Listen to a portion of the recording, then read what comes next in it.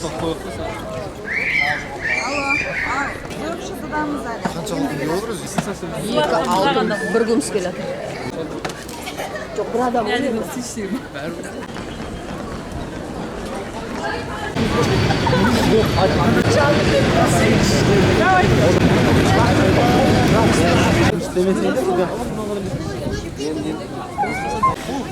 Abi partner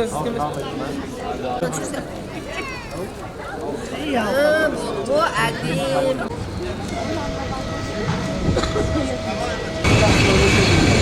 Ой, сәлем. Первое сообщение. Семейка Лорда.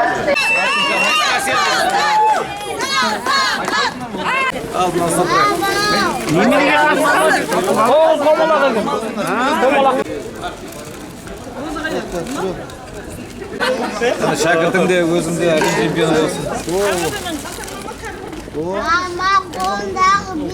Қазір берем. Жалпы әлем чемпионаты 26 сәуірден бастап классика түрінен басталды. Сол классика номинациясында менімен осы Шымкент қаласының ойыншысы Салтанат Сапарбекова екеуміз өнер көрсеттік. Мен бірінші, Салтанат екінші орынды иеленді. Одан кейін екінші рапид категориясы болды. Рапид категориясында сол өзіміздің Түркістан облысының спортшысы Каримова Лина, мен оқушым әлем чемпионы атанды. Жарыс өте жоғары деңгейде өтті, тартысты өтті. 16 мемлекеттен жалпы есепке алғанда 80-ге жуық спортшы өнер көрсетті. Жалпы енді біздің осы барлық әлем чемпионаттарында өте жақсы өнер көрсететін біздің қырғыз бауырларымыз. Ол жақтан 2 спортшы болды. Одан бөлек бұл жолы украиналық спортшы мен Чехияның 2 спортшысы өте жақсы дайындықпен келген екен. Сондықтан бір сондай қызық тартысты ойындар өтті. Жалпы алғанда 4 күнде сол классика номинациясы өз мәресіне жетті. Енді биыл 2 жылда бір болатын осы әлем чемпионатымыз өз мәресіне жетті. Биылғы Қазақстан чемпионатында іріктеу болады. Сол іріктеуден келесі жылы өтетін Азия чемпионатына 2 адамға сондай іріктеу болады. Сондықтан биылғы жоспарымыз сол жекелей чемпионат, Қазақстанның жекелей чемпионатын жеңу. Сол келесі жылы Азия чемпионаты, одан кейін 2021 жылы қайтадан әлем чемпионаты өтеді деп жоспарлануда. Медаль алаш, медаль.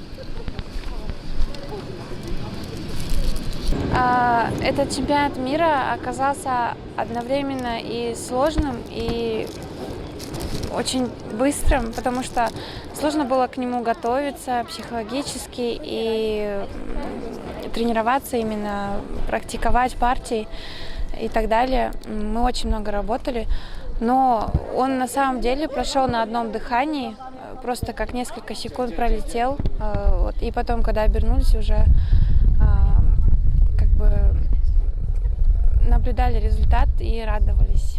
Вот.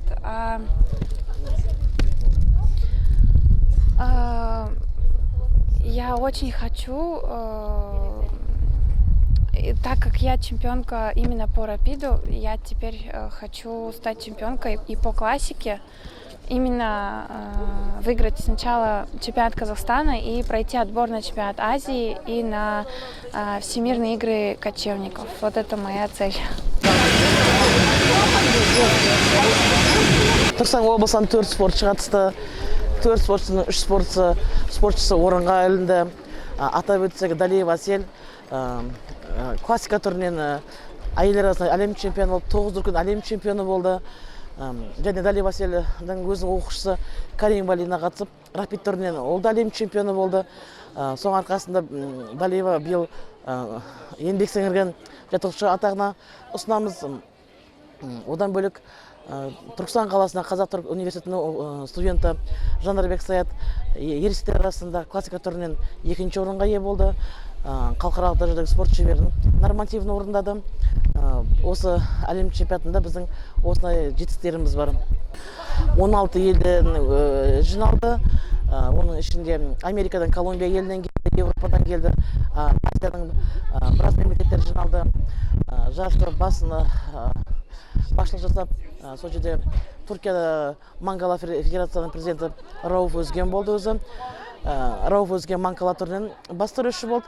Ал 9 мақтан Астана қаласының ұлттық спорт орталығының бас жаттықтырушы Шотаев Мақсат болды. Жоғары деңгейде болды. Жарыстың өту жері, ғимарат барлық жері өте тамаша болды. Спортшылар жарысқа қатысып демалып, өзім ойлаймын, енді Түркияда бірінші рет болып жатыр. Керемет өтті деп. Алда бізде енді осы май айында бізде Сарыағаш қаласында жасөспірімдер арасындағы 9, 11, 13, 15 аралығында облыстық чемпионат болды. Республикаға іріктеу.